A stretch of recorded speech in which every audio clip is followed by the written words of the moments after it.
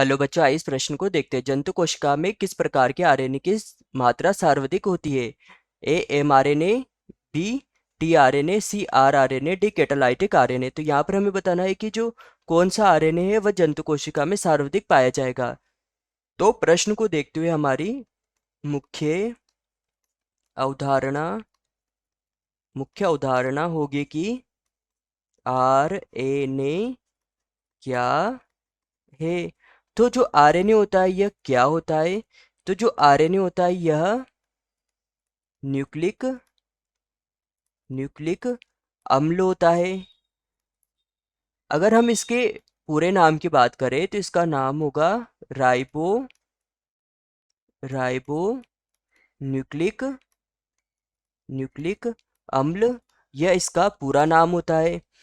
तथा यहाँ पर प्रश्न हमसे पूछाता है कि जंतु कोशिका में किस प्रकार का आरएनए की मात्रा सर्वाधिक होती है। तो जो आरएनए होता है आर आरएनए होता है यह आरएनए की सर्वाधिक सर्वाधिक मात्रा को दर्शाता है। जंतु कोशिका में जंतु कोशिका में जंतु कोशिका में लगभग 80% आरएनए पाया जाता है। तो यहाँ पर प्रश्न ने हमसे पूछा था कि कौन सा आरएनए जंतु कोशिका में सर्वाधिक है। तो ए हमारे पास एम आरएनए। तो जो ये एम आरएनए होता है यह एम आरएनए संदेश वाहक आरएनए होता है जो केंद्रक से कोशिका द्रव्य में आकर डीएनए को संदेश लेकर आता है तथा प्रोटीन का निर्माण करता है। तो यह इसकी मात्रा भी सर्वाधिक नहीं होती है। इसकी मात्रा सबसे कम पाई जाती है क्योंकि यह जैसे ही केंद्रक से कोशिका द्रव्य में आता है इसके द्वारा प्रोटीन का निर्माण कर लिया जाता है। तो यह भी हमारा उत्तर नहीं होगा। बी है टीआरएनए। तो जो ये टीआरएनए होता है यह टीआरएनए स्थानांतरण आरएनए होता है।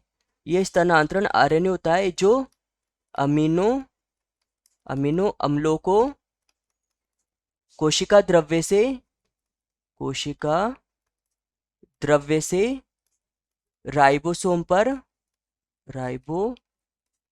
पर लेकर आता है तथा प्रोटीन के निर्माण में सहायता करता है। CATR। तो यह भी हमारा उत्तर नहीं होगा क्योंकि यह लगभग 16 से 25% पाया जाता है। CARRNA। तो जो RRNA होता है यह राइबोसोमल आरएनए होता है तथा इसका अगर हम प्रतिशत देखें तो यह 80% तक जंतु कोशिका में पाया जाता है तथा यह mRNA व tRNA का संधि स्थल होता है। तो हमारा उत्तर होगा उत्तर सी कि RRNA सर्वाधिक जंतु कोशिका में पाया जाता है। D catalytic RNA. तो जो कैटालाइटिक आरएनए होता है यह प्रोटीन संश्लेषण की जो प्रक्रियाएं होती है इसमें भाग लेता है तथा जो प्रोटीन का निर्माण होता है उस प्रोटीन निर्माण को यह प्रेरित करता है। तो यह भी हमारा उत्तर नहीं होगा। तो हमारा उत्तर होगा उत्तर सी RRNA। यहाँ पर हमारा प्रमुख सिद्धांत होगा कि आरएनए विभिन्न जीवों में